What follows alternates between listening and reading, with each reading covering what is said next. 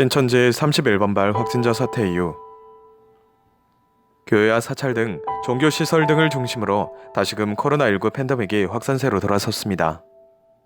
오늘날 사람들은 질병에 대해서 신을 탓하기만 할 뿐 이제 신에게 치료를 구하지 않고 의사에게 치료를 구합니다. 물론 이 가운데서도 여전히 예배를 강행하여 여론의 문매를 맞는 교단들도 있죠. 오늘은 종교와 질병의 역사를 살펴보고 앞으로 종교들이 제시해야 할 올바른 방향성에 대해서 고민해 보겠습니다.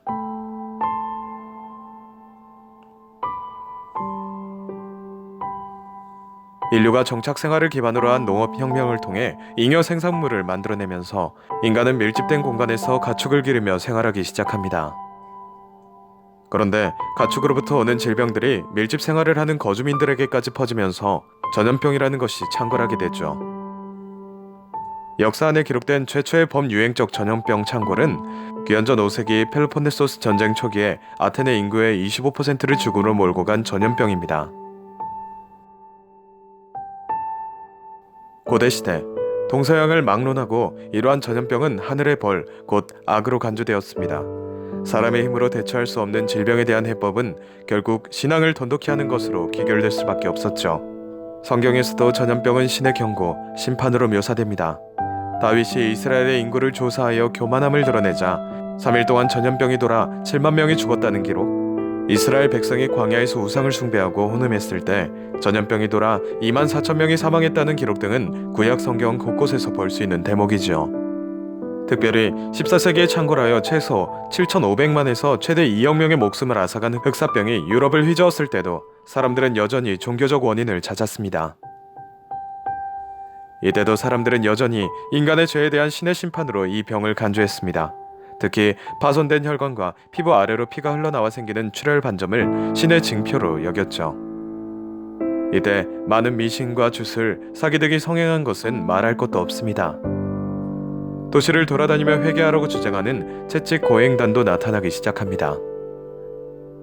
물론 그 가운데 사제들과 수도자들은 자신들의 의학 지식을 동원하여 사람들을 돕고 병자 성사와 장례를 치르며 사람들의 불안을 돌보았습니다. 그런데 이 가운데 종교 지도자들은 우리가 생각하는 것처럼 아주 무지하게 행동하지는 않았습니다. 그도 그럴 것이 당대의 모든 지식인들은 다 신학자들이었기 때문이죠. 1349년 클레멘스 6세 교황은 마을을 돌아다니며 병을 퍼뜨리는 고행 형제단을 파문하고 조용히 당국의 방역 지침에 협조할 것을 주문합니다. 베네치아의 경우 40일간 배에 격리시킨 후에 무사하면 상륙을 허가하는 등 방역 지침을 만들고, 밀라노의 경우에는 복균자 집 문과 창문을 아예 회벽으로 막아 전염 확산을 막으려 했습니다. 피렌체와 피스토이아는 이동 통제령을 통해 외부인 출입을 금하게 했으며 직계 가족 외에는 장례미사 참석을 못하게 했습니다. 그럼에도 불구하고 주에 의한 전염에 대해 전혀 몰랐던 사람들은 여전히 신의 분노를 막기 위해 기도하려 모였고, 당국이 제정한 법령들은 거의 무시되다시피 했습니다. 결국 엄청난 사람들이 사망하기 시작했고, 이에 대한 화살은 유다인들에게 돌아갑니다. 흑사병에 잘 걸리지 않는 유다인들은 마녀로 생각되었고, 대중은 그들에게 책임을 전가하여 집단 학살이 일어납니다. 중앙에서는 유다인 학살 금지, 성지순례 금지 등으로 민심을 통제하려 했지만 대중들은 이미 권위가 손상된 교회와 당국의 말을 무시합니다. 민심을 통제하지 못한 종교계, 그러나 그 가운데서도 나름대로 이성적으로 최선을 다한 이들도 많았음을 언급하고 싶습니다. 만일 집에 불이 났을 때 하나님의 심판이라며 가만히 있어야 하는가? 물에 빠졌을 때 수영하지 말고 하나님의 심판이라며 익사해야 하는가? 다리가 부러졌을 때 의사의 도움을 받지 말고 이건 하나님의 심판이야, 저절로 나을 때까지 참고 버텨야 해 라고 해야 하는가?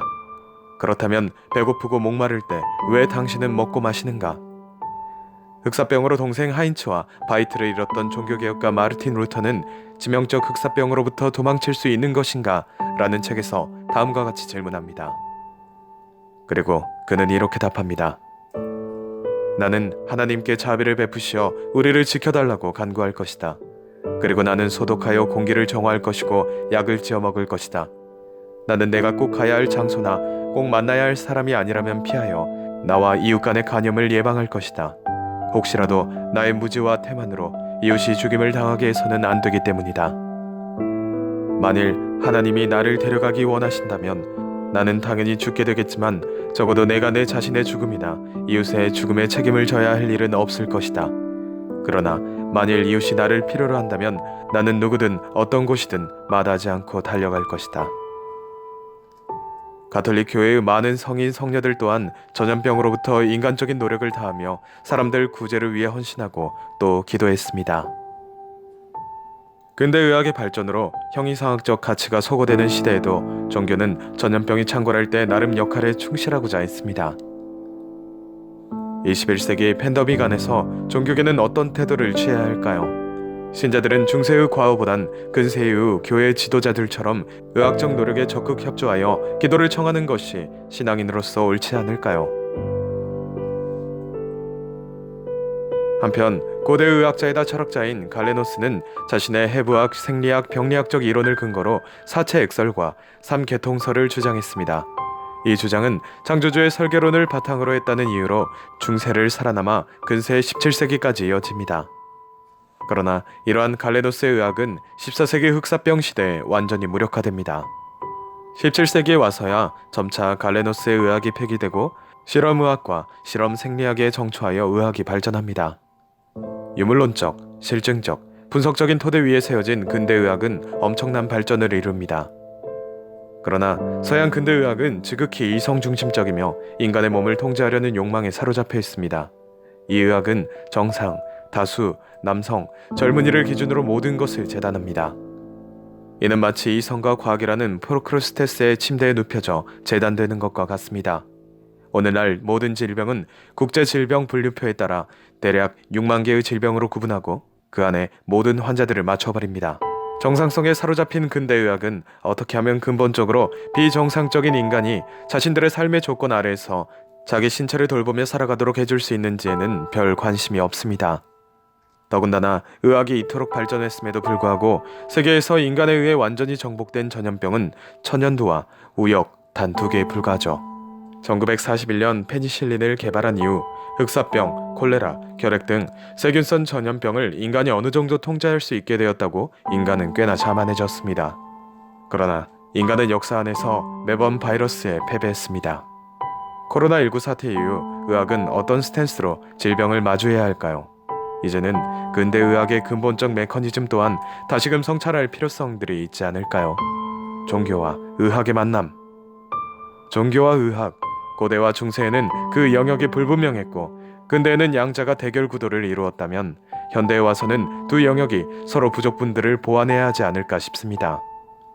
어쩌면 돌봄과 치유적 행위를 종교가 효과적으로 다룰 수 있고 치료적 영역을 의학이 다룸과 동시에 광신을 효과적으로 통제해 줄 수 있지 않을까 생각합니다. 왜냐하면 근대 과학이 어떤 것을 밝혀내고 그것을 처리하는 데 있다면 종교는 어떤 분을 만나고 의미를 찾는 것에 목적을 두기 때문이죠.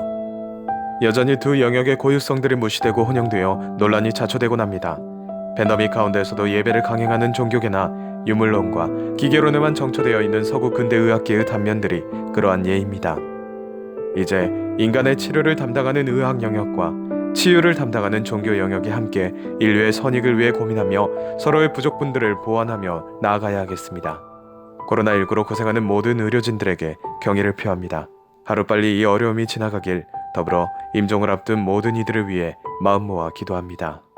전능하시고 영원하신 하느님, 당신의 자녀들이 고통 속에서 믿음으로 드리는 간청을 들으시고 저희에게 인자로의 자비를 베푸시어 세상을 떠난 이들에게는 영원한 안식을 주시고 슬퍼 우는 이들에게는 위로를, 병고에 짓눌린 이들에게는 건강을, 죽음을 맞는 이들에게는 평화를, 형제들의 건강을 보살피는 이들에게는 힘을, 국가 지도자들에게는 모든 일을 선의로 돌보는 지혜의 영을 주시어 모두 당신의 거룩한 이름을 찬양하게 하소서.